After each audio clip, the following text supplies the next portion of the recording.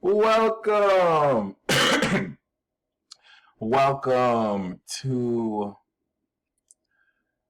your astrology report. This is your boy, the Peace Dealer.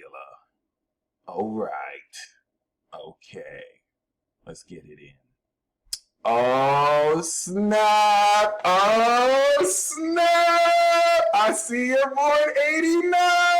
Hold on. Listen, whenever anyone is born like late 89 or 90, I give an ultra special introduction. Okay? Because I need to let you know. I need to let you know. All right? This is not just any chart.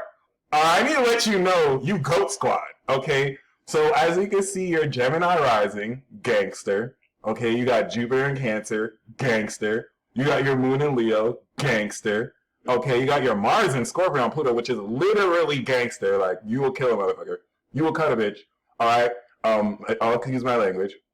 You have your Sun in Scorpio, which is royal, your queen. Also gangster. And you are GOAT Squad. You have Saturn in Cap, North Node in Aqua. So, late 89, 1990. I see someone just walked in the chat who has this too. We are the GOAT Squad. We're the greatest of all time. Okay. And see, this is so very important because, late 89, the 80s kids don't claim you. You are honorary 90. If you were born late 89, you are one of us. You are honorary 90s. We will take you under our wing. We will take, don't think those 80s kids claim you. Okay, we will take you under our wing. You are one of us. And, yes, you have North Node Aquarius. You have Saturn and Cap. Let me tell you why this is so very, very important. We have a huge responsibility. So, you know, the 70s think that they're just so amazing. And they actually are. The 70s is the generation of the classics. You have the classics and the amazing people. And then the 80s kids think their shit don't stink. I'm just be honest. Like, and they're dope. You know what I'm saying? They got Neptune, Uranus, and Sag. They're dope. But are you ready? 90s kids are the greatest. Like, yeah. So like, there you go. Like, this is just facts. I'm heavily biased because I'm born 1990, but I can only give you facts. Okay. And like, you are part of a very crucial generation where 93, 94, they're the greatest of the greats, because when we talk about the greatest, we need to talk about the significance of Uranus, Neptune in Capricorn. Okay. Honestly, after 94, yeah, things start to get a little wild. Someone, you know, really 90s is just 89, 90, 91, 92, 93, 94, boom. And then you have 95, and after 95, it just gets too wild. It's just beyond wild. Shit starts getting really weird because Uranus gets into Aquarius, and even though they represent the height of like cosmic ability, and they're way more genius and advanced than all of us, I like to say the greats are 90 to 94 because this is that one crucial generation that got to experience the change of like playing outside to having phones to cell phones to, so like we were very important. And not only that, there's deep significance in the sense where Saturn is in Capricorn for you and Jupiter is in Cancer. This is exclusive only to 89, late 89, not all of 89, late 89, and like the first half of 1990. And let me tell you why. This is some of the height of power in the sense where Uranus, Neptune, and Saturn will never be together again. And this was the crucial period where they were together. Okay, in fact, you even have Venus here. And not only that, you're also a power alien. Because you have Pluto on your sun, this gives you the quality of power alien. So I'm going to include that when I send this reading to you. Pluto power aliens in Scorpio are some of the most powerful. All the Scorpios born from 83 to 95 are some of the most powerful Scorpios alive. Drake is one of those Scorpios. And I mean, you already know his legacy. So if you probably have heard of him.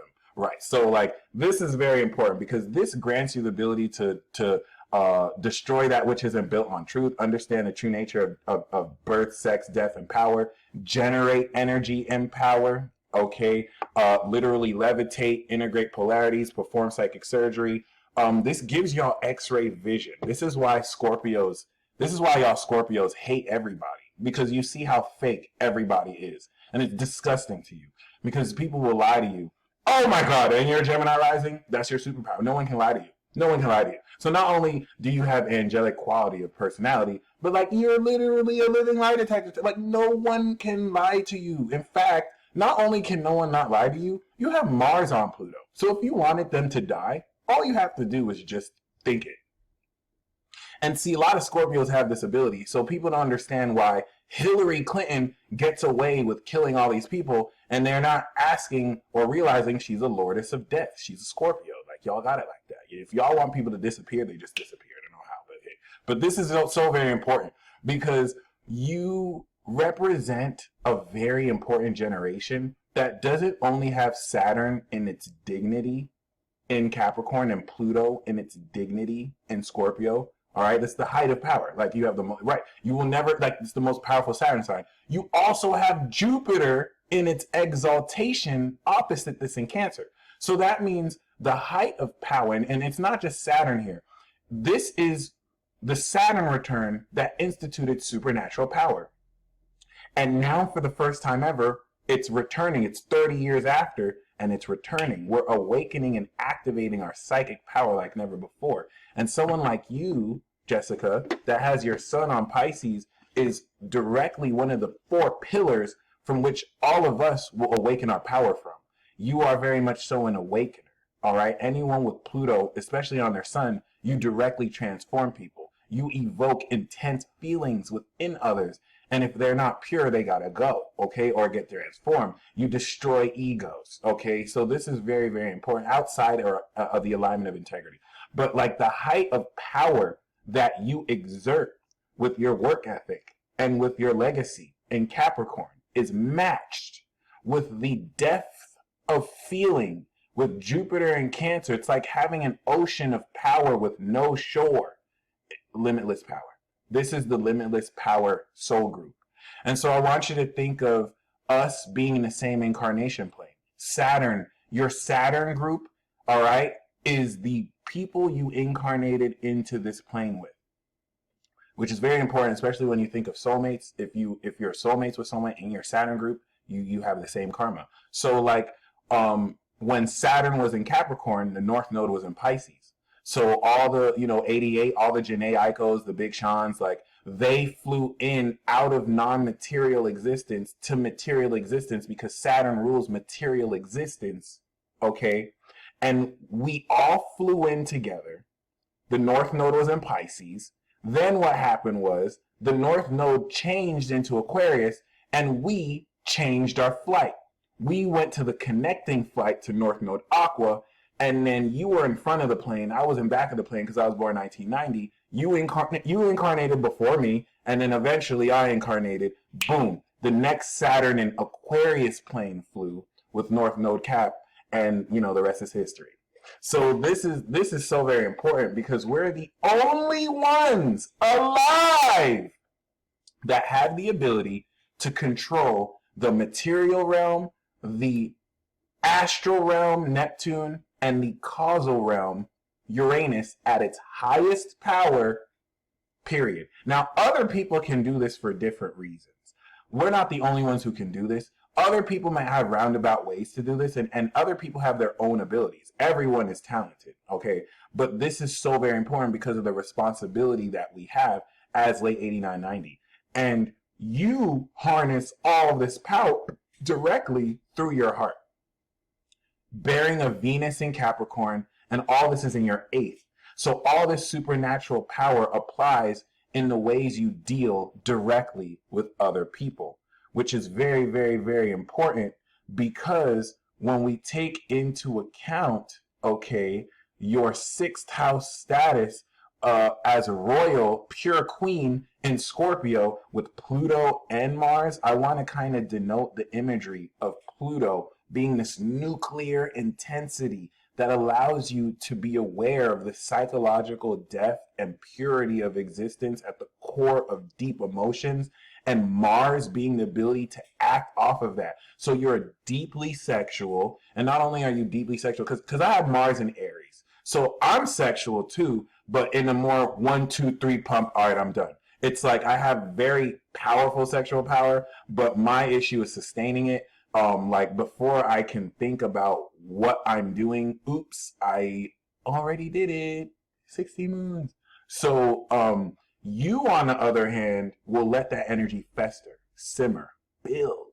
You can sit in sexual tension. You can sit in that arousal and tension, and sex could be a whole performance, especially as a moon in Leo, which we'll get into the square and the significance of that. But it's night and day, literally. And so harnessing that intensity of desire and focus is a superpower, especially with the way it connects with your heart. This is legitimately not only a superpower, but you're awakening it now like never before. And this is so very important, because what people born in the 90s and late 80s need to understand is that you are late bloomers.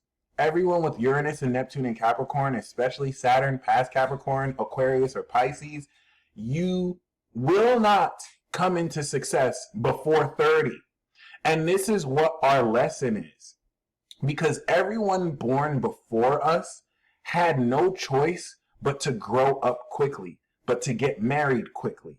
This doesn't mean that there weren't late bloomers in the older generation. There were. This doesn't mean that there weren't people in our generation that have early success. But this is why so many people in our generation are getting married later. All right? They're coming into success later. We're not meant to until that 30-year cap. So 30s and 40s is it. And we're going to go like fine wine. And this is something that so many people born in the 90s and late 80s need to understand. Like, we are on a totally different time than everybody else. And we cannot let other people pressure and rush us, because greatness takes time. So you have a lot of people who are depressed. Like, this Capricorn energy can bring so much depression, because it's like, why am I not successful? Why am I not successful? And it's like, you're not even supposed to be. You're not even 30 yet. Or you're just in your 30s. Like, this is where, and even being in the 30s doesn't mean it'll just automatically come. You have collective power, social collective. So this means that it's going to, because it incorporates working with the whole world, and you specifically have to deal with the whole world. This is going to take almost your whole life to really come through. But now that you've had your Saturn return, you're getting ready to truly step into this power like never before. And it's a very amazing honor, once again, to see that your rising is Gemini. And so you carry the vibration of energetic, courageous purity. It's a certain incarnation of pure love that you express truthfully as an angelic Gemini rising. This is a fancy way of saying that you don't hold your punches and you tell the deep truth. And this now puts your sun in the 6th. The reason why I love 6th house Scorpio, an example of that is like sex work. Okay, sex Scorpio work 6th house. It doesn't mean that it doesn't mean that you're engaged in sex work. In fact, mostly this comes off as like psychiatry. But this denotes that the way you make a living and your day-to-day routine is imbued with the essence of your spirit, and it's highly transformative. It's highly impactful, and it's highly intense. I don't necessarily want to dismiss the sheer purity and intensity that you possess with not just Pluto, but Mars and your sun mastered 26 degrees.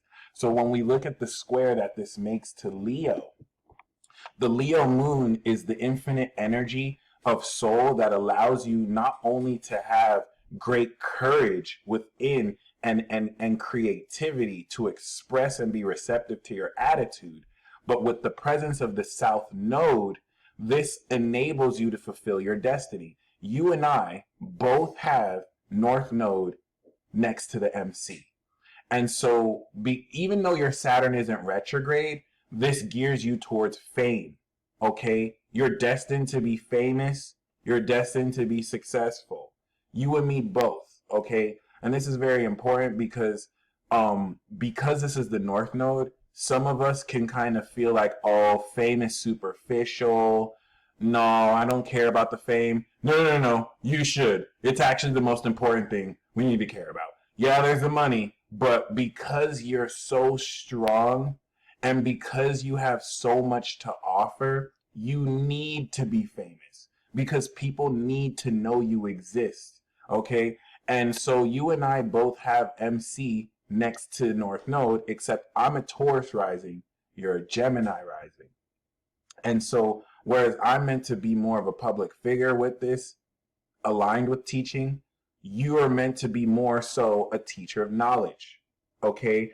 And this is so very important because when the North Node is in Aquarius in the ninth, you're really meant to write your own Bible. Like you're meant to make your own religion aligned with knowledge. MC in the ninth means that you are a teacher. You're going to go on an adventure and you're going to travel and spread this knowledge that you come through because you're taking the resources of this abundance in your attitude. Your moon in Leo makes you receptive to the heart in others and the attitudes of others. Like if someone doesn't laugh at something you say, it's not because you're vain and you want them to laugh. It's because you can sense, oh, they didn't respond as energetically as they could have. What's up there? Like you sense stuff like that.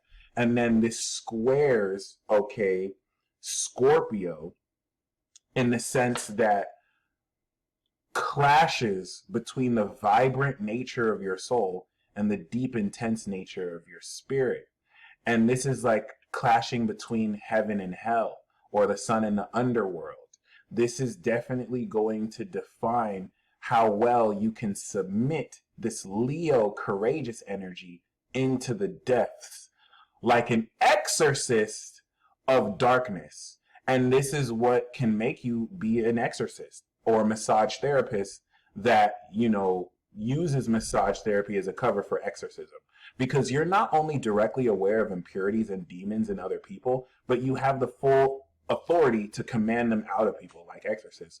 Or to and see, so demons will manifest themselves in psychological maladies because they're negative frequency vibrations. So this could come through in the form of, epilepsy, can come through in the form of schizophrenia, can come through in the form of deep depression, and you command these forces. This is why people get intimidated around you, because you naturally harness such a deep, strong vibration that evokes from the core.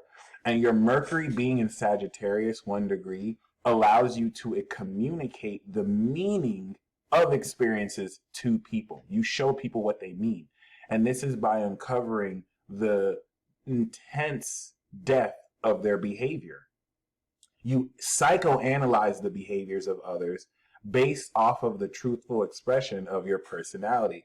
And this is where all this Capricorn energy, first of all, or 50th of all, because I've said a whole bunch of stuff, you are Jupiter in the second house club.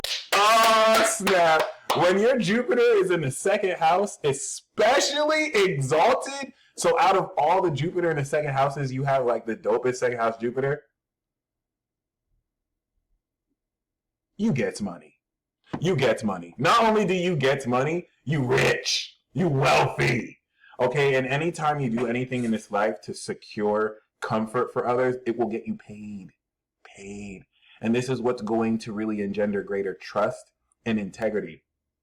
8th house Capricorn is dealing with other people's money, which requires integrity. Because if they can trust you with such responsibility, this adds to your character. But this Jupiter in a second gets you paid. Now, you may spend as much money as you make, but this is very, very, very, very, very good for money. And now the healing wound, Chiron in Cancer opposite Saturn in Capricorn is one of the most difficult Chiron oppositions because you have Saturn in its most powerful. And it's healing this sense of self-esteem that you're never good enough, that you have to fight for people's self-approval. And Jupiter is honestly one of the best you can have next to Chiron because it helps expand this to remind you that it's the other way around. You are more than valuable. and you are worthy of devotion, in a sense where, in order, because eighth house is boundaries. And so if you don't draw those boundaries, people will literally run up in your shit and manipulate the crap out of you, because with Jupiter and Cancer, you're naturally empathic. And this is where it's amazing that you're Scorpio, because I have Jupiter and Cancer too. And this allows me, as much as I like to act like I don't have feelings because my moon's in Capricorn, I'm very empathic. I don't like to admit it, but I'm very empathic. And like, I can feel for other people. Now, you being a Scorpio allows you to be aware of this dynamic of how the emotions that you feel reach the depth of intensity. And this now allows you to psychoanalyze the behaviors of others by really understanding how they feel what they feel. Pisces is now going to answer why people feel what they feel, the experience of emotions expressed especially through music, because music is how emotions sound. But what's very, very, very deep about this is how this Jupiter energy adds to the power of emotion through the strength of psychology that you are able to weave and also become your own boss through. I just kind of want to emphasize more so, though, how amazing it is that you have your MC. Oh my God, that's the coolest part about you. Like, you're someone who we, instead of Bill Nye, us watching, we should have watched you, Jessica. I mean, if you were of that age, because like, you have a way to like take scientific principles and knowledge and teach it to people in a way that's fun, because you have your moon in Leo. So you're very receptive to the creative ways you can now match intellect at Aquarius and passion with Leo. And it's very important because with your North Node here, you're going to reach an ascension state of knowledge that allows you to actually make more realistic the presence of aliens, okay, as well as the furthering narrative of science, all right, and the stars, astronomy, but really anything that pertains to knowledge, which is literally infinite in application. This is so very important, because you may even revolutionize and innovate the field of education itself. And this is where it gets very, very important to establish the most powerful part of you, your heart. Okay, because Saturn, Uranus, and Neptune weave their incredible power through your heart. And Venus in Capricorns don't like their time wasted. When someone has Venus in Capricorn, they have great integrity when it comes to love. They're someone who is not only very versed in the integrity of love, but also does what they can fastidiously to, in the eighth house, draw boundaries so that you only relate with people who have integrity. Because if not, you could have your trust very deeply wounded, and that's going to get at your self-esteem. But this is what allows you to deal with very powerful people and even some, dark people, and set them straight and put them in check, because you got that Scorpio energy that will send them to the afterlife. And that's no cap, but it is part cap energy, Capricorn. But your Mars in Scorpio is a bad mama jama. And then your Venus in Cap is a gangster. And so like connecting those two, you're a smooth operator, but you are also about your business in relationships too. And this is what's going to make you be taken seriously and allow you to secure obscene amounts of wealth in this lifetime. I promise you. Now that you've gone through your Saturn return. I hope you enjoyed this reading. I want to really illustrate and emphasize the importance of Uranus being the causal realm, Neptune being the astral realm, and Saturn being the material realm all together. This means you have the supernatural ability to harness all three realms through your heart and manifest whatever you want, literally manipulate molecular structure and matter. This is a supernatural ability. And I mean, even, venture into telekinesis. You speak life into people. That's what it means to have seventh house Mercury and Sag.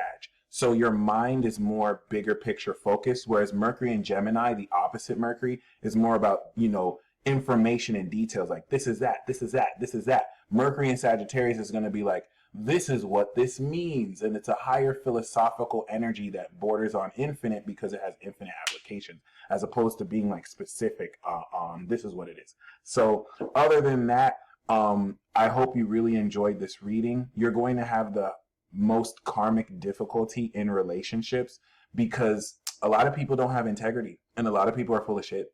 And so you have to really learn how to deal with those type of characters in this world as you pave out the way for you to hold very creative space for people to be who they truly mean to be. Okay. You stay blessed as always. And until next time, peace.